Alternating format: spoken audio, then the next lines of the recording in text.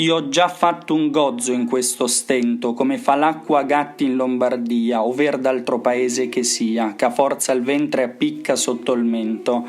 La barba al cielo e la memoria sento in sullo scrigno, e il petto fo d'arpia, il pennel sopra il viso tuttavia me il fa, gocciando, un ricco pavimento, e lombi entrati mi son nella peccia, e fo del cul per contrapeso groppa, e passi senza gli occhi muovo invano. Dinanzi mi s'allunga la corteccia, e per piegarsi adietro si raggroppa, e tendomi comarco soriano. Però fallace e strano surge il giudizio che la mente porta, che mal si tra per cerbottana torta.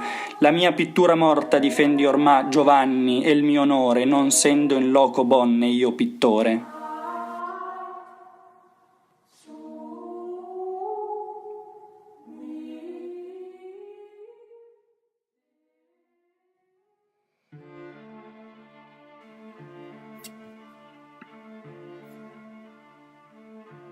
Don't judge a book by its cover is an expression that we hear all too often. And maybe don't judge an artist by his work would be a good variation in this case. If we look at the lively, colorful frescoes in the Sistine Chapel, it is somewhat impossible to realize that Michelangelo at the same time wrote something completely contradictory, in a poem like the one he wrote to his friend Giovanni da Pistoia. For years and years, people have been on a desperate search for clues that might reveal Michelangelo's true nature. In his own time, there were already several writers composing biographies about him, and even from their accounts, it appears that Michelangelo had as many personalities as he had biographers. There might be nothing more deluding than the absolute silence Michelangelo kept around his artistic activity and the ideas maturing inside of his mind. No matter how many materials we have on his life, his character, or his activities, the biggest obstacle in trying to define Michelangelo's portrait is his unwillingness to reveal himself to the public. Although many people honored him for his literary talent, Michelangelo would still refer to his poems as silly things, poorly composed, and so on, almost as if he was trying to find something to mask or cover up his own insecurities. This sonnet might actually be part of the same category.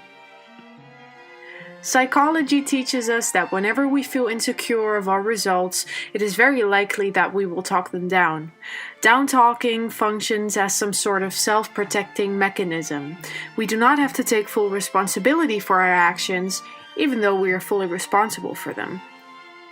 Michelangelo was thoroughly convinced that the commission of the Sistine Chapel was assigned to him for the wrong reasons.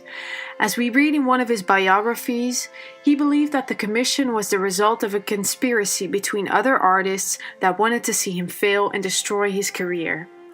These artists were certain that Michelangelo would either give up or get so aggravated with the situation that he would instantly head back to Florence. Although we do not know whether or not this is true, what we do know is that Michelangelo was inexperienced in the medium of painting and that he was afraid to mess up and face criticism. He was not satisfied with his own artistic ideas since, as he points out in his sonnet, ideas must come through the medium of his body, but his body is at that moment shaped like a Syrian bow. These descriptions are full of metaphors about the physical pains he was experiencing during his work, and in these verses Michelangelo referred to the tortures that the ancient heroes Aeneas and Hercules had to endure. He is placing himself in their footsteps. The Syrian bow especially connects with a body that is under incredible pressure. The physical discomfort that the painter is experiencing becomes a testimony of what it means to be an artist. Michelangelo vigorously lamented his situation and inadequacy. We notice the same tone in the way he concludes the poem. He does not consider himself a painter. A great number of his letters were in fact signed explicitly with Michelangelo, sculptor.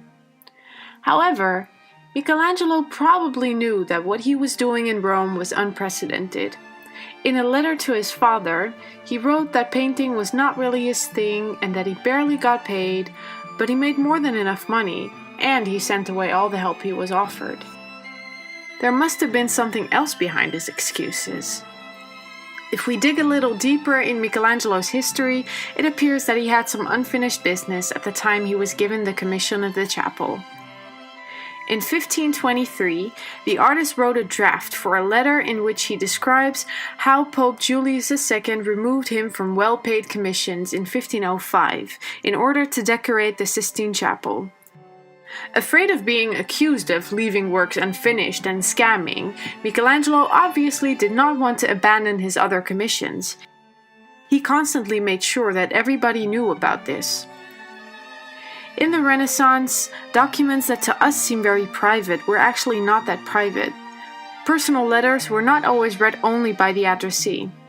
Michelangelo was incredibly conscious of the way he presented himself to other people, and he was very good at what we now call self-fashioning.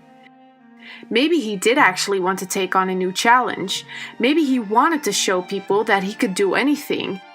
Painter, poet, or sculptor, no problem, the divine Michelangelo will surpass them all.